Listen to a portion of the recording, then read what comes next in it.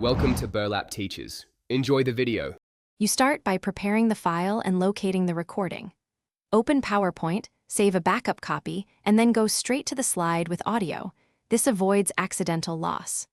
Once done, look for the microphone icon on thumbnails or Open Slide, show recordings to view recorded segments. You do this because it maps where audio and timing's live, so you can target deletion precisely. Make sure to work on the copy and confirm which slides contain embedded narrations before removing anything. Now you remove or replace the slide audio. Select the slide and click the speaker icon.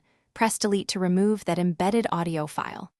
Alternatively, open the Recording or Slideshow tab, choose Clear, then clear narration on selected slides to remove both audio and slide timings. Do this when you want a clean slate. If you need to update narration, use Record Slide or Insert Audio Record Audio to re-record. You act this way to keep slide timings consistent or reset them when redoing. Finish by verifying and addressing residual audio. Play the slideshow to confirm the narration and timings are removed. If everything is silent, save the file under a new name.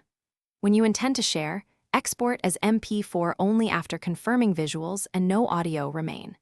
If audio still plays, check the slide master and any hidden slides for embedded recordings. They often persist. If problems continue, reopen the backup and repeat removal steps, because working from a clean copy prevents accidental retention. Thanks for watching. Consider subscribing if this video helped you.